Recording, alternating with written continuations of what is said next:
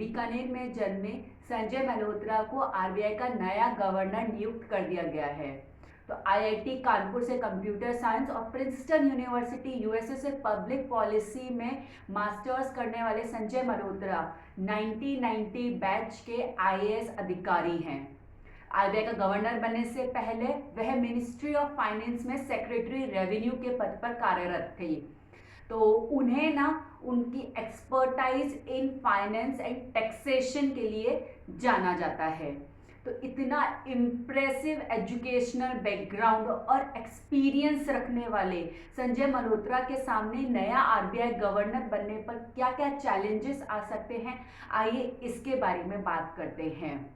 तो संजय मल्होत्रा उस टाइम पर आरबीआई के नए गवर्नर बने हैं जिस टाइम पे इंडिया की इकोनॉमिक ग्रोथ रेट जुलाई सितंबर क्वार्टर की 5.40% दर्ज की गई है, जो कि सबसे कम इकोनॉमिक ग्रोथ रेट रही है।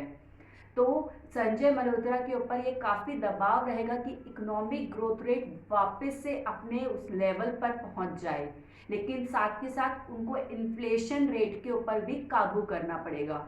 इन्फ्लेशन रेट को 4 से 6% की रेंज में रखना उनके लिए सबसे बड़ी चुनौती का काम होगा। तो उन्हें इस चीज़ के ऊपर ध्यान रखना पड़ेगा कि इन्फ्लेशन भी कंट्रोल में रहे और हमारी इकोनॉमी की ग्रोथ रेट भी बढ़ सके। कहा जाता है कि संजय मल्होत्रा का फाइनेंस मिनिस्टर के साथ में काफ़ी कॉर्डियल रिलेशंस हैं।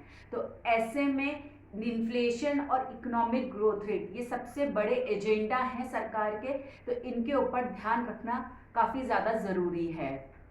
आरबीआई के जो लास्ट गवर्नर थे श्री शांतिकांता दास जी, उन्होंने last monetary policy committee meeting में की रेट्स में कोई भी बदलाव नहीं किया था और केवल सीआरआर में कटौती करी थी, जिससे कि मार्केट में लिक्विडिटी इन्फ्यूज हो सके।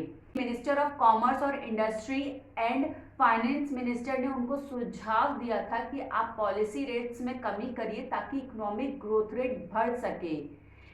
अब ये जो नए गवर्नर आए हैं ना, उनसे ये एक्सपेक्ट किया जा रहा है कि फरवरी में होने वाली उनकी पहली मीटिंग में वो 25 बेसिस पॉइंट की कटौती करेंगे।